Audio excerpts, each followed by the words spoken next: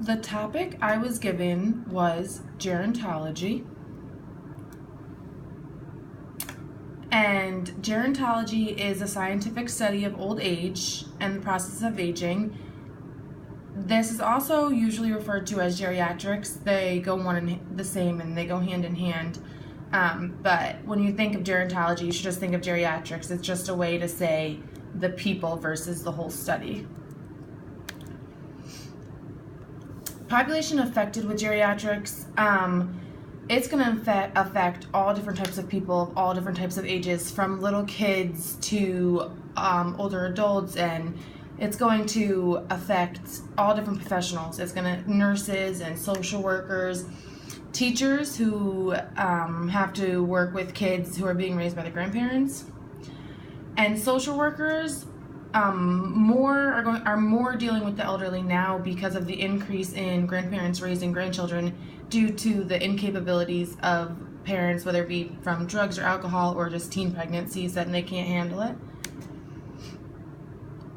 Common problems. Elderly people can have several different issues that they need assistance with.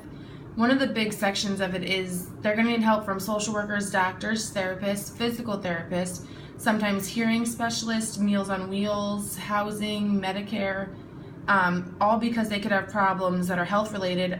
That's a given. That happens when you get older. Physically, so if you need a house that has wheelchair accessibility, you could go through housing, or sometimes you can find grants that can help you build a ramp onto the house you already have. You could have problems community related, so you can have assistance that way from a social worker. Or psychologically related is if you get diagnosed with Alzheimer's or dementia, and they can help you that way. Ethical issues. There's ethics in everything that everybody does, and we know that social workers have their own code of ethics that we need to follow. When working with geriatric population, you can come encounter with cultural barriers, education, end-of-life decision, and biases, so it's important to make sure you stay ethical through those.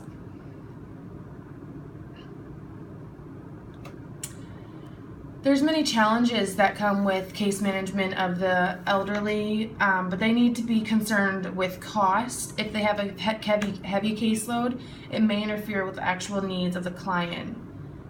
So they just have to weigh that. And here's just a little video clip about gerontology for you to listen to. With 72 million aging baby boomers now facing retirement, the profession of geriatric care management is experiencing unprecedented growth. Since 1985, the National Association of Professional Geriatric Care Managers has been the key respected leader for this career track. Whether working as a sole practitioner in your own business or within a larger care management corporation, NAPGCM is committed to supporting your care management career. This association works to elevate standards through professional certification, provides peer case supervision, promotes the ethical standards written to promote excellence in this career track, and supports business development to help you in your primary goal of improving the lives of your clients. I was an intensive care nurse, decided to really switch, and I became a public health nurse. At that moment, I knew I really liked this community-based kind of care. It was a real evolution for me. I loved the whole notion of the whole person, really looking holistically at a family, not just at the client, but at the whole constellation of the family. Geriatric care management is a fulfilling career that can have various occupational beginnings. Many of our members started as social workers, geriatric nurses, gerontologists, case managers, and other related professions. When I found this profession of geriatric care management, it was just a natural progression for me to see that we could help people the same way or even better in the community. Being a member of the National Association of Professional Geriatric Care Managers equips you with the tools to succeed in the field, including a suite of benefits designed to help you begin a practice, run your business, and improve the lives of your clients. One of the things about our association that is so really unique is the sharing amongst members. That members share with each other their best practices, their decision-making processes, how to develop their practice from one level to the next. And this is really a member benefit that is, I think, uniquely available to members of our association. Membership provides support in pursuing the elevated level. Okay, so I'm going to stop that video there because then it just starts to talk more about the organization.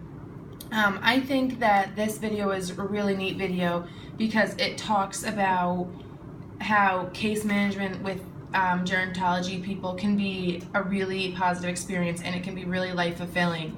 And I think that that is really important because a lot of people are scared to work with the elderly for many reasons. And I know when I had first started social work, I didn't want to work with the elderly population because I wasn't a fan of older people because I had a stigma due thinking that you always had to yell so they could hear you, or that they were always kind of smelly. And then, so learning more about them and doing studies about them, I've learned that that is not actually the case. So working with the elderly can actually be very beneficial and rewarding. Advocacy techniques, we all know advocating in social work is very important. We need to advocate, advocate, advocate. It is one of the most important things that we can do as social workers, especially for populations who may not be able to do it for themselves, like geriatrics. Sometimes they're older and they just are unable and they don't know how, or they are physically unable to advocate for themselves. So they could use things like housing and Meals on Wheels, and then the LGBT community is now becoming a more popular and common thing. So the older generation may be becoming more open with that, so that you can find resources in that way, and you need to advocate for them to make sure that they are getting the needs that they need. And that's it. That's all I have to say for gerontology. Thank you for listening.